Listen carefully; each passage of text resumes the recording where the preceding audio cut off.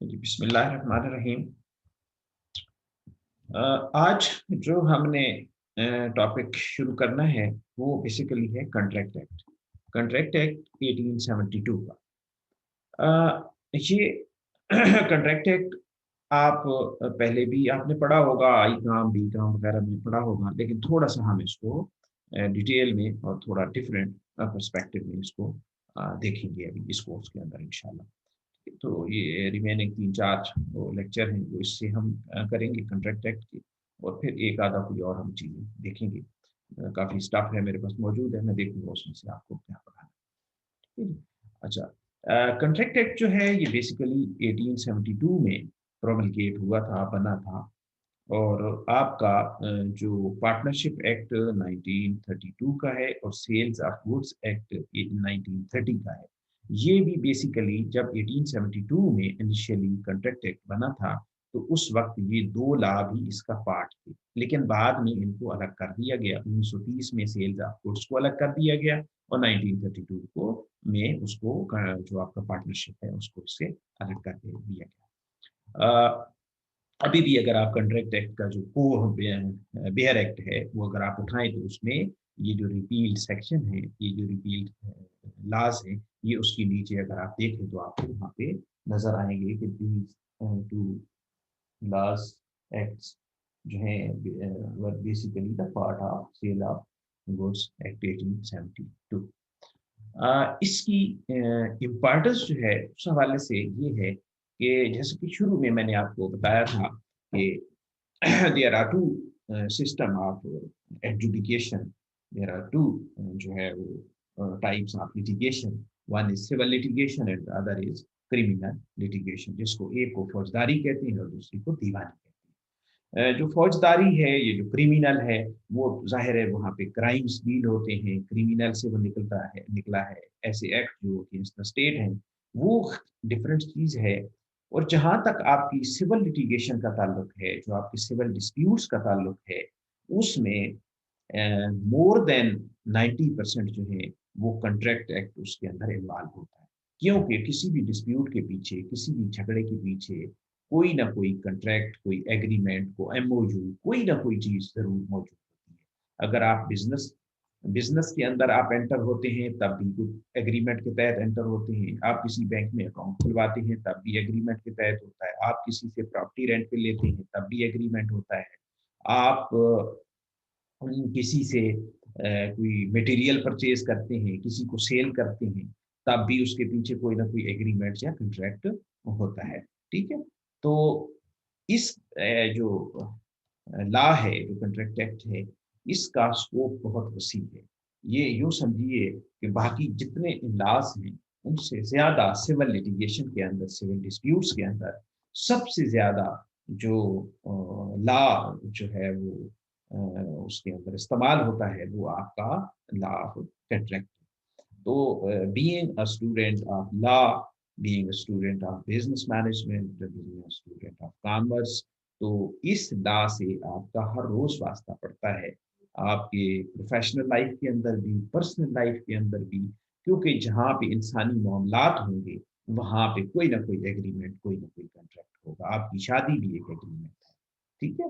और ये भी एक कॉन्ट्रैक्ट है। ठीक है? तो इसलिए इसकी अहमियत जो है हमारी प्रैक्टिकल लाइफ में भी बहुत ज़्यादा है। तो इसलिए तो ये सारी जितनी बातें मैंने की हैं, तो इसलिए कॉन्ट्रैक्ट एक्ट जो है वो हमारी यूँ समझिए कि जो सिविलाइज़्ड सोसाइटी है, जो सिविल लिटिगेशन है, उसकी जो है ये बेसिस है। कॉन्ट्रैक्ट एक्ट का आना और इसको समझना, आप लॉयर हैं या नहीं हैं, आप लॉ नोइंग पर्सन हैं या नहीं हैं, इसकी जो मेजर चीज़ें हैं, जो मेन चीज़ें हैं, उनका पता होना ज़रूरी है। राइट जी? तो let's move. Okay, what is contract? ये डेफिनिशन जो है मैंने आपको कहीं शुरू में बताया था कि कोई भी जब लॉ होता है, तो उसका जो दूसरा सेक्शन होता है वो हमेशा डेफिनिशन का होता है। पहला जो होता है उसकी वो स्कोप बताता है, उसकी दूसरा जो है उसकी डेफिनिशंस बताता है। और ये मोर देन जो है 90%, ऑलमोस्ट 99% जो लॉज हैं, जो एक्ट हैं, या ऑर्डिनेंस हैं, उनके केसेस में जो सेकंड सेक्शन होता है, जो सेक्शन 2 होता है, वो हमेशा डेफिनेशन को डील करता है। तो इस लॉ का भी जो है वो स्केच उसी तरह है। सेक्शन 2 जो है इसके अंदर इसकी सारी जो है डेफिनेशंस दी गई हैं। तो कॉन्ट्रैक्ट जो है उसकी डेफिनेशन सेक्शन 2H के अंदर है। क्या डेफिनेशन है? An agreement enforceable by law is a contract. बड़ी सिंपल सी सादा सी तारीफ है। इस तारीफ के बेसिकली जो है वो दो पार्ट है, दो पार्ट। पहला क्या है? एन एग्रीमेंट, कि कोई भाई एग्रीमेंट होना चाहिए, और दूसरी कंडीशन क्या है कि ऐसा एग्रीमेंट जो इन्फोर्सेबल बाय लॉ, उसकी इन्फोर्सेबिलिटी बाय लॉ हो, तो वो आपका एग्रीमेंट कहलाता है। खैर इसमें डिटेल में आगे जाकर देखेंगे कि what is agreement and what is enforceability. तो इन्फोर्सिबिलिटी जो है वो फर्दर उसके तीन एस्पेक्ट हैं कि उसमें ऑफर एंड एक्सेप्टेंस होनी चाहिए, उसमें ऑब्लिगेशन होनी चाहिए। इन सबको हम आगे जाके डिटेल में पढ़ते हैं।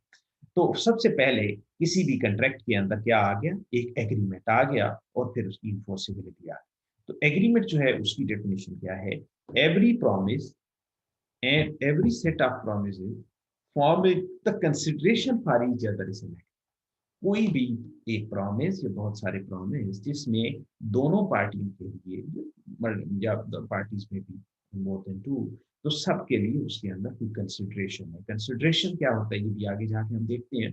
कंसिडरेशन क्या होता है कि भाई इसके बदले में मुझे क्या मिलेगा। मैं किसी से अगर 50,000 की एक टेबल परचेज कर रहा हूँ, तो वो 50,000 उसके लिए कंसिडरेशन है, वो टेबल मेरे लिए कंसिडरेशन है। यानी आपको उस चीज के बदले में आपको क्या मिलता है, वो आपकी कंसिडरेशन है, जो आप उसको दे रहे हैं उसके लिए कंसिडरेशन है। तो कोई भी प्रॉमिस या सेट ऑफ प्रॉमिसेस जिससे कंसिडरेशन है, तो सब पार्टियों के लिए ईच अदर जो है वो उनके लिए कंसिडरेशन जो है फॉर्म हो रही है, तो then it is an agreement. The analysis of above definition reveals that an agreement comes into existence only when one party makes a proposal or offer to the other party, and the other party signifies his acceptance thereto. Thus, an agreement can be an accepted proposal. ठीक है जी। तो agreement में क्या होता है? एक offer होती है और एक एक्सेप्टेंस होती है, और एग्रीमेंट को क्या है? एक एक्सेप्टेड प्रपोजल जो है वो आपकी एग्रीमेंट कहलाती है। ठीक है। अच्छा, उसके बाद प्रॉमिस क्या है? When the person to whom the proposal is made signifies his assent to it, the proposal is said to be accepted. A proposal when accepted becomes a promise. ठीक है। तो जब ऑफर एंड एक्सेप्टेंस होती है, तो offer जो है वो एक्सेप्ट हो जाती है, तो then it becomes a promise. ठीक है। तो then it becomes a promise. और प्रॉमिस, और वो प्रॉमिस जिसके अंदर कंसिडरेशन फॉर ईच अदर है, वो प्रॉमिस क्या बन जाता है? आपका एग्रीमेंट। जी आप लोग समझ आ रहा है आपको? ठीक है जी।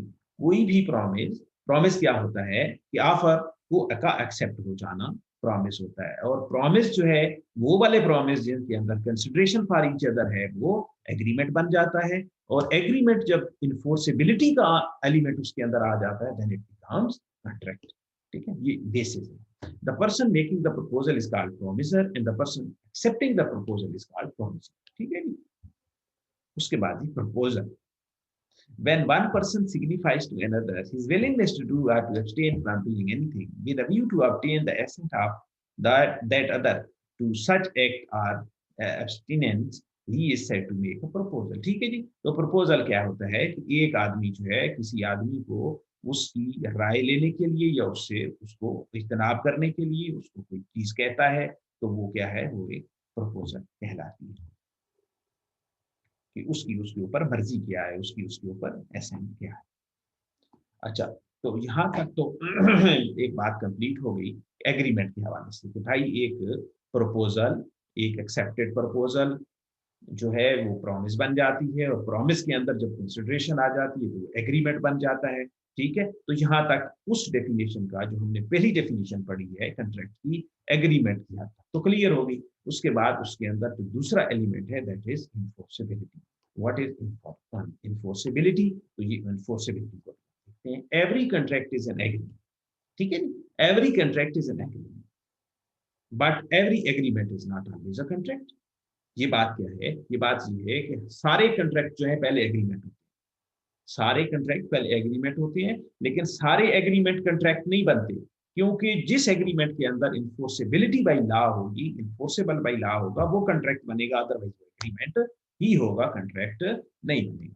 An agreement creating a legal obligation is said to be enforceable by law. The parties to an agreement must be bound to perform their promise, and in case of default by either of them, must intend to sue.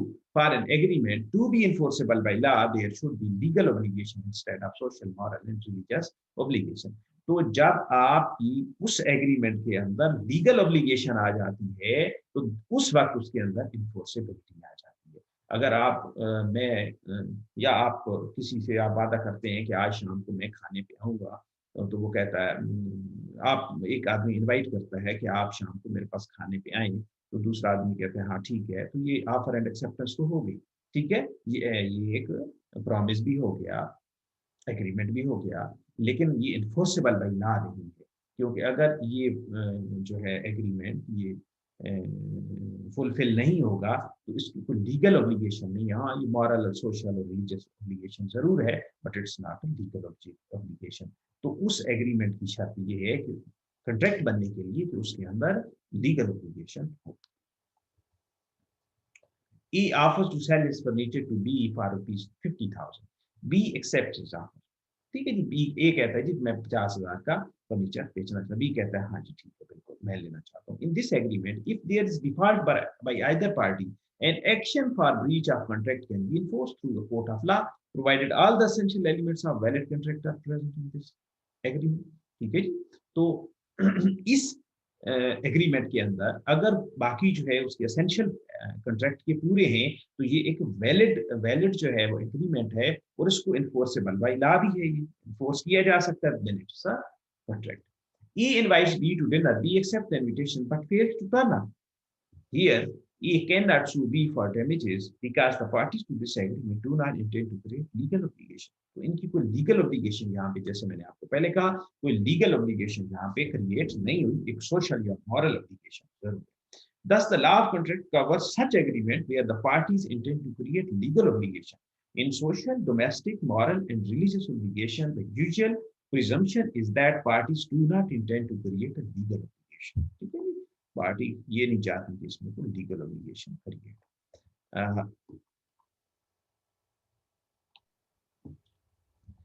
अच्छा, next जो चीज है वो है कि एक जो contract है उसके बेसिकली एसेंशियल्स क्या है. ये सेक्शन 10 है कॉन्ट्रैक्ट एक्ट 1872 का, और बड़ा इंपॉर्टेंट सेक्शन है. तो मेनली जो है वो कॉन्ट्रैक्ट एक्ट इसी के घूमता है. तो यहाँ जो है इसके एसेंशियल्स दिए गए हैं वैलिड कॉन्ट्रैक्ट के, और वो एसेंशियल्स क्या हैं अभी इनको वन बाय वन हम स्टडी करते हैं. First of all offer and acceptance. ठीक है, ऑफर एंड एक्सेप्टेंस. जब ऑफर एंड एक्सेप्टेंस होती है तो वो क्या है, जब एक्सेप्ट हो जाती है तो एक्सेप्टेड प्रपोजल है. एक्सेप्टेड प्रपोजल जो है वो आपका प्रॉमिस कहलाती है, और प्रॉमिस जो है वो आपका जिसमें आपकी कंसिडरेशन आ जाए वो आपका एग्रीमेंट बन जाता है, और एग्रीमेंट जब एनफोर्सेबल बाय लॉ हो जाता है वो कॉन्ट्रैक्ट बन जाता है. ये इसकी चेन है. तो ये पहली बात है कि ऑफर एंड एक्सेप्टेंस होनी चाहिए. फिर उसके अंदर आपका लीगल रिलेशनशिप होना चाहिए, कॉम्पिटेंसी ऑफ पार्टीज होना चाहिए, consideration, free consent, lawful object, not declare as void, certainty, possibility of performance, legal formalities. ये सारे कॉन्ट्रैक्ट एक्ट के एसेंशियल्स हैं. इसको हम one by one. First of all, offer and acceptance. There must be an agreement between parties to create a valid contract. An agreement involves a valid offer and acceptance.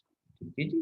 तो आपकी valid offer और उसकी acceptance जो है ये essential है contract act का. Example क्या है इसकी? A offers to buy from B for ₹50,000, to which B responds positively. Here, A has made an offer and B has accepted it. तो कॉन्ट्रैक्ट का जो पहला एसेंशियल है वो क्या है कि एक साइड से ऑफर होनी चाहिए और दूसरी साइड से एक्सेप्टेंस होनी चाहिए. तो ऑफर एंड एक्सेप्टेंस इस के अंदर मौजूद है. ओके, उसके बाद जो दूसरा एसेंशियल है वो क्या है, वो है लीगल रिलेशनशिप. लीगल रिलेशनशिप क्या है? A contract to become valid must have a legal relationship. In case of social और domestic agreement, the usual presumption is that the parties do not intend to create legal relationship. But in commercial or business agreement, the usual presumption is that the parties intend to create legal relationship unless otherwise agreed upon. तो जो आपके moral या family या आपके जो relations की वजह से कोई आप प्रॉमिस करते हैं, कोई ऑफर एंड एक्सेप्टेंस होती है, तो उसके अंदर लीगल रिलेशनिंग नहीं होती। आपके जो बिजनेस के और कमर्शियल जो आपके एग्रीमेंट्स होते हैं, जो उनके अंदर आपकी आपकी जो है लीगल रिलेशनशिप होती है। ठीक है? तो किसी भी कॉन्ट्रैक्ट के अंदर पहला एलिमेंट जो है, पहला एसेंशियल ऑफर एंड एक्सेप्टेंस है और दूसरा है कि उसके अंदर लीगल रिलेशनशिप हो। कोई मॉरल या कोई एथिकल या कोई डोमेस्टिक जो है वो उसके अंदर ऑब्लिगेशन ना हो। नंबर इसकी जनाब example, A invited B on a dinner at his home. B accepted the invitation. It is a social agreement. If A is to serve dinner to B, then B cannot go to the court for enforcing the agreement. And similarly, if B did not turn up, and then A cannot go to the court for enforcing the agreement. तो ये जो agreement था उनके खाने का, ये basically एक moral या एक सोशल या एक फैमिली एग्रीमेंट था। ठीक है? तो इसको हम लीगल रिलेशनशिप नहीं कह सकते। तो लीगल रिलेशनशिप कमर्शियल और आपकी जो बिजनेस एग्रीमेंट है उनके अंदर होती है, राइट? उसके बाद जनाब नेक्स्ट जो हमारा एलिमेंट है that is competency of parties. Parties को कॉम्पिटेंट होना चाहिए। ठीक है? और कॉम्पिटेंसी क्या है? As per section 11 the parties to an agreement must be competent to contract. In other word the person must be of age of majority. जी, आपकी एज जो है वो मेजॉरिटी की एज तक होनी चाहिए। मसलन हमारे यहाँ जो मेजॉरिटी की एज है वो क्या है? वो 18 साल है। तो 18 साल से पहले आप कोई भी कॉन्ट्रैक्ट, कोई भी एग्रीमेंट नहीं कर सकते जब तक आप 18 साल के नहीं हो जाते। ठीक है? तो कॉम्पिटेंसी ऑफ पार्टी में पहली बात ये है कि उस पार्टी का मेजर होना बड़ा जरूरी है। फिर उसका साउंड माइंड होना बड़ा जरूरी है कि वो क्या बात को समझ भी रहा है, वो जो एग्रीमेंट जो कॉन्ट्रैक्ट कर रहा है क्या उसकी समझ बूझ इतनी है, वो उसको समझ रहा है, वो कहीं इंसेन तो नहीं है, वो पागल तो नहीं है, वो साउंड माइंड है कि नहीं। Not declared as disqualified from the contracting by any law to which he is subject. बाज औकात अदालतें जो होती हैं वो आपके ऊपर बार लगा देती हैं कि आप 5 साल तक के लिए कोई कॉन्ट्रैक्ट नहीं कर सकते, आप 10 साल के लिए नहीं कर सकते। मसलन नैब के अंदर एग्जांपल मैं आपको बता देता हूँ, नैब के अंदर जब आप प्री बारगेन करते हैं तो उसमें वो आपके लिए कंडीशन लगा देते हैं कि आप 5 साल या 10 साल तक के लिए किसी पब्लिक ओहदे के लिए आप अप्लाई नहीं कर सकते, किसी बैंक से लोन के लिए अप्लाई नहीं कर सकते। इस तरह की डिफरेंट कंडीशंस होती हैं। तो अगर इस तरह आपको कहीं डिस्क्वालीफाई किया गया है किसी अथॉरिटी की तरफ से, तो फिर भी आप कॉम्पिटेंट नहीं है, आप कॉन्ट्रैक्ट नहीं कर सकते। ठीक है? कॉम्पिटेंसीज ऑफ पार्टीज भी बड़ा इंपॉर्टेंट है। A minor borrowed rupees 100,000 from B and executed mortgage on his property in favor of lender. This is not a valid contract because he is not a competent to contract. Mortgage जो है execute करना, mortgage deed, वो भी एक तरह का एक contract है। तो वो कॉन्ट्रैक्ट जो है वो एक माइनर ने अगर किया है तो वो कॉम्पिटेंट, वो कॉन्ट्रैक्ट नहीं है क्योंकि he is not competent to contract, he is minor। ठीक है? उसकी उम्र 18 साल से कम। अच्छा, उसके बाद जनाब नेक्स्ट जो एसेंशियल है that is consideration. As per section 23 an agreement must be supposed by lawful consideration gratuitous without consideration. जैसे आप बहन भाइयों को, आप रिश्तेदारों को ऐसे ही तोहफा तौर पे कोई चीज दे देते हैं, उसको ग्रेट्यूटस कहते हैं। Without consideration that is not a contract. Promises are not enforceable at law. Consideration requires not only the presence of consideration but also lawful consideration.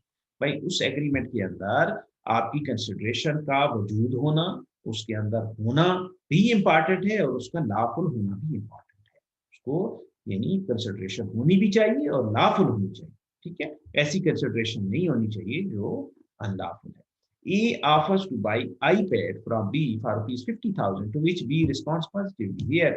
Here, A's promise to pay rupees 50,000 is consideration for B's promise, and B promise to sell the iPad is the consideration for B's promise. ठीक है जी? तो एक आदमी जो है उसकी जो क्या कहते हैं कंसिडरेशन है, एक आदमी की, जो एक आदमी यदि उसको जो दूसरा आदमी, एक आदमी कोई चीज डिलीवर कर रहा है तो वो दूसरे आदमी की कंसिडरेशन है, उसके बदले में वो जो चीज उसको दे रहा है उसकी कंसिडरेशन है, चाहे वो मनी है या चाहे वो कोई है और चीज है। ठीक है, तो ये आपकी कंसिडरेशन, तो कंसिडरेशन का लॉफुल होना इंपॉर्टेंट। अच्छा जी, उसके बाद आपकी फ्री कंसेंट है। As per section 14 an agreement must be made between the parties by free consent. In other words the consent must not be obtain from the following. ये पूरे नीचे जो दिए गए हैं ये पूरे कंसेप्ट हैं, ये कॉन्ट्रैक्ट एक्ट के अंदर अलग से डिफाइन किए गए हैं, लेकिन हम उस डिटेल में नहीं जा रहे। तो आपकी फ्री कंसेंट होनी चाहिए, आपको कोई जुबरन ना कहा जाए, आपके ऊपर कोई कंपल्शन ना हो, आपके ऊपर कोई कोर्जन ना हो, कोई सख्ती ना हो, अनड्यू इन्फ्लुएंस ना हो, फ्रॉड ना हो, मिसरिप्रेजेंटेशन ना हो, मिस्टेक ना हो। ठीक है, तो ये सारी चीजें जो है ये आपकी फ्री कंसेंट से होनी चाहिए, इसके अंदर ऐसी कोई चीज बिल्कुल नहीं होनी चाहिए।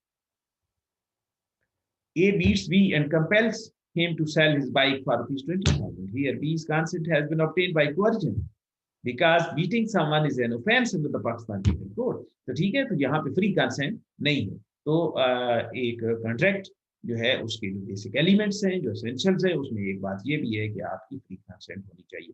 बहुत सारे एग्रीमेंट जो हैं वो आपके वाइड हो जाते हैं, इनवैलिड हो जाते हैं, और सिर्फ फ्री कंसेंट उसके अंदर फैग होती है, फ्री कंसेंट का एलिमेंट नहीं होता। अच्छा, उसके बाद आपका है लॉफुल ऑब्जेक्ट। वो चीज जिसका आप कॉन्ट्रैक्ट करने जा रहे हैं, वो वो ऑब्जेक्ट जो है वो लॉफुल होना चाहिए। ठीक है, as per section 23 the object of an agreement must be lawful and object is said to be unlawful when it is forbidden by law. ठीक है, जैसे शराब बेचना, sale purchase is forbidden by law, तो लॉफुल ऑब्जेक्ट उसका नहीं है। Similarly ऐसी बहुत सारी चीजें जिनसे मना किया गया। It is of such a nature that it permitted to defeat the provision of any law. It's fraudulent. It involves an injury to the person or property of another. The court regards it as immoral or opposed to public policy. तो ये सारे जो है किसी भी public policy के against भी जब आप अगर काम करती हैं तो वो लॉफुल ऑब्जेक्ट होता है। मसलन इसमें गवर्नमेंट ने कहा कि आप ये चीज जो है इस सिटी से बाहर आप सेल नहीं कर सकते। ठीक है, अगर आप उसकी सेल का जो एग्रीमेंट है उस सिटी से बाहर करते हैं, that is forbidden by law. Government ने उसको जो है वो बैन किया है, उसको उससे मना किया हुआ है। तो वो अगर आप करते हैं तो वो भी आपका जो है वो लॉफुल कंसिडर नहीं होगा। ठीक है जी, तो आपका जो ऑब्जेक्ट है लॉफुल होना चाहिए। एग्जाम्पल इसकी क्या है? A B and C enter into an agreement of the division among them of gains acquired or be acquired by them by fraud. वो कहते हैं ये हम इकट्ठे तीनों मिलकर फ्रॉड करेंगे और उसको हम तकसीम करेंगे। The agreement is void as its object is lawful. क्या आप जो ऑब्जेक्ट जो है फ्रॉड है, फ्रॉड तो इटसेल्फ आपको अलाउ नहीं है, तो इसलिए उसका जो है वो जो है एग्रीमेंट वो अनलॉफुल है। ए promises to obtain B for employment in public service and B promised to pay rupees 10 कितना है 10 lakh 10 million to A. The agreement is void as the consideration for it is unlawful. ठीक है, ये रिश्वत है। A who knows that B has stolen goods amounting rupees 500,000 received 100,000 from B in consideration of not exposing A, कि मैं किसी को बताऊंगा नहीं, इसमें से लाख मुझे दे दें। This agreement is illegal. तो आपका lawful object नहीं रहा। अच्छा,